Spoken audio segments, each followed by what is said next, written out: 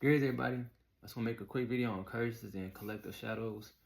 Um, Pretty much from my perspective, and just some tips in case y'all don't know. As y'all already know, y'all shouldn't buy certain things from certain stores, especially thrift stores, or how can I say, stores that have things that people used to have, own things like that. Because you don't know who had them, you don't know if somebody died. You don't know if somebody's still connected to that, and you bring it in your home and stuff starts acting crazy in your home. And so cleanse it if you can, but I would still wouldn't suggest it unless you really need to get something that's been used. And again, there's nothing wrong with that. I've done it, but you just gotta be careful. Again, you already know, be careful what you eat, because people can do stuff like that as well. But most times, if you're around positive people, they're not gonna be doing that kind of thing. But my whole thing is just be careful what you bring home, especially when you're over in different countries. Like when I was in the Navy, a lot of guys would buy like souvenirs from India, all kind of countries. And even though some of these things might be good omens, they have bad juju with it. Even in Hawaii, there's things that people think is good and it's not. So just be aware when y'all out here traveling. Don't always buy every souvenir, and just because something might seem lucky might not always be the true meaning behind that. Just really look into that what y'all buy, because I just been seeing people buy things, and especially the people I know, and things maybe not going right with them, and now they're going through some things. So I just wanted to say that real quick. I'm not trying to make this video too long, but I really want to get on the collective shadow, something a lot of people don't talk about or know about. So as humans, we got our light side, we got our shadow side, right? And people don't know, well, some people do, but not everybody. The land that we walk on, we live on, it affects us. Other than the earth, other than not the earth, but other than the universe, the astrology and all that stuff affecting us, the planets, the planet Earth does, So we have ley lines, and every environment affects us differently. Not just the people, but the land itself, because you have ley lines. So look into astrocartography. You could type it in, ASTOR cartography.com, and then you put your birth, and it'll tell you what places are the best for your energy, where you can live at, and all that. It'll tell you if you have a good working life, good love life, and all that. And it shows also how the stars line up to wherever you travel all around the world. So please look into that. It's free. I think you can go on astro.com. So off the side note of that, if you are a person who can't really travel, you're in your city, right? Be cautious of, again, the collective shadow. So for example, you might have done your healing work, right? And you wonder why you're meeting negative people. It's not always because, all right, you need to meet these people because it's part of your contract or whatever you believe in, karma. Sometimes the city that you live in has good or bad karma, or not really balanced energy. So you might live in a city, right? Like for example, it might have been one of the original colonies, one of the original states in America. For example, you might be living in Virginia.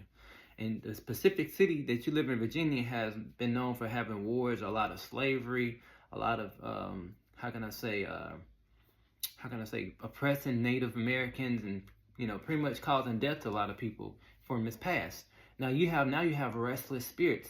All right, no matter what your belief system is, I have to tell you, sad to bust your bubble, no matter what your denomination is, there are spirits that run this earth. And it's not just demons, man, because you can't just say everybody's a demon because somebody's family member has passed on. They have free will. And so, again, they can ascend, but they're spirits that still are here. They don't realize they're gone. Some of them choose to be here. And so, at the end of the day, you got to be cautious because these energies affect the city. That's what I'm trying to say. So, where I live at, they didn't really do the Native Americans too good.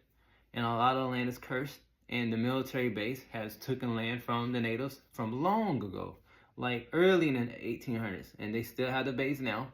And so there's times where people try to build on certain land and bad stuff happens. Even to the military guys, a lot of bad stuff happens.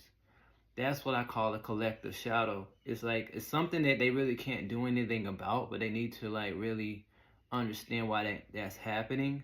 Unless they're going to move off the land, I mean, there's nothing they can really do. There's not enough prayers in the world that's going to stop that. Only the God power can really do that. There's too many souls that have passed on. It's no different if you live in a negative neighborhood, like a gang-infested neighborhood, and they keep shooting each other. You have restless spirits. Some spirits do transcend, some don't. And all it is these spirits, just like a demon, they'll attach to other gangbangers. And all it's going to do is infiltrate their mindset if they have low vibrations, and it's going to motivate them to hurt more people. Because Spirits who are scorned want revenge, and they'll go through another person's vessel. Just like if you're an alcoholic, you keep going to the bar, you might have a man in the bar that might have had alcohol poisoning. And so because you're drinking alcohol, that spirit will attach to you. It's not a demon, it's actually a human soul that was human that's attached to your body. So be aware of this. This is vital information here, guys. Same thing in a hospital. When people pass away, they have not transcended yet. They're still wandering around sometimes, okay? This is facts. And so, again, when I go back on the collective shadow, again, if your city has been known to do a lot of negativity, not you, not your family, but the city as a whole, and you wonder why you keep meeting cranky people and things of that nature, even if they're in church, it's because the collective of the city, the energy of the city, of all those auras that live there, how almost on the same vibration, they don't know it. That's why you can pretty much drive 30 minutes down the street to another city or another town and feel a little bit better. It's not just because you're probably going to nature, but you're pretty much going to another city. They might be lighter with less negative spirits from the collective of people, you know, if this makes sense to you. So be aware of that. So I'm only making this video also with the collective shadows mainly is the fact that don't beat yourself too hard as far as like, oh, I feel like I deserve this. This is my karma from a soul contract, or oh, I'm a sinner. Oh, woe is me. No. You have to use your discernment and realize it's your environment. You cannot do anything about that. You can only pray or whatever you believe in to protect yourself, or either move, right? That's the only thing you can do. There's nothing you can do about this. Now, certain cities have a lot of positive energy. You wonder why they're blessed. It's not just because they might have money. They're on they have a like mindset. They might have a like mindset of money and prospering and have everything clean water and purified, and other places don't. And again, it doesn't mean that there's a status quo either, because you can go into a city or a country that's more poor, or a third world country, and they're more sweeter at heart, more nicer, because they're thinking, you know, they were built off a loving foundation. They weren't built off of conquering other nations and demanding stuff, you know.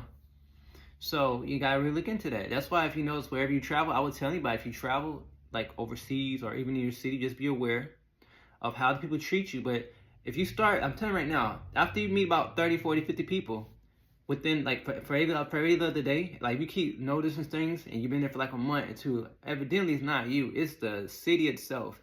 It doesn't necessarily mean that people are evil.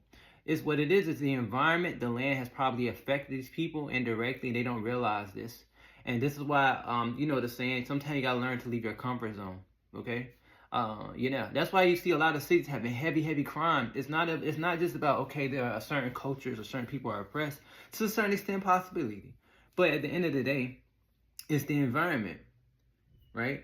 It really is. And then also, again, if your negative thoughts keep thinking that you're meant to have this, or my culture is meant to go through this, all you're doing is adding on fuel to the fire. You're giving whatever's oppressing you, whether a spirit or a human, more power against you. You put a spell on yourself. Even if you're a church-going person, when you think negative about somebody you don't know, the devil that you see in them is the devil in you. So you must be careful how you do things, right? Everybody gets watched. And whether you believe in judgment, everybody's going to have their time to remember and be shown what you did to others. Even if it's for 5 minutes to somebody you'll never meet in your whole life. So be cautious. I'm telling you right now, the most people who think they know the most or the most mightiest might get knocked down the greatest.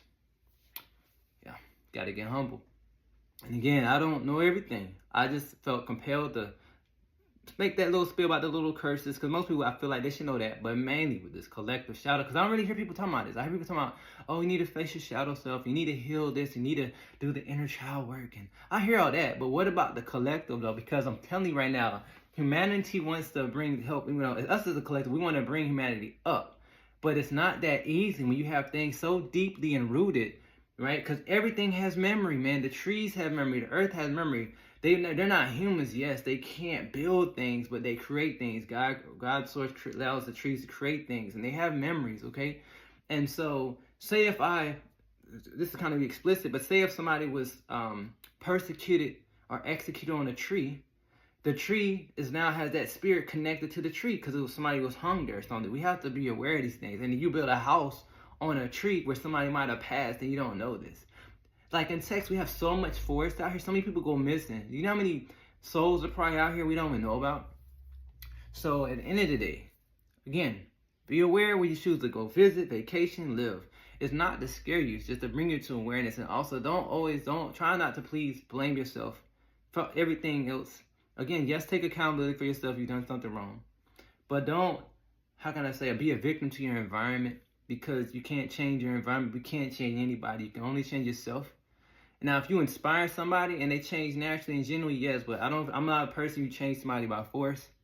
It should be genuinely, Of course, we have criminals, and, of course, they have to pay their price to go to jail. But at the end of the day, they'll get their time to, how I say, what karma will be due. But it's not for us to be evil back. Even if it's towards somebody else's spiritual belief system, as long as that person not doing something towards you and your family, I don't feel like it should be a concern to you.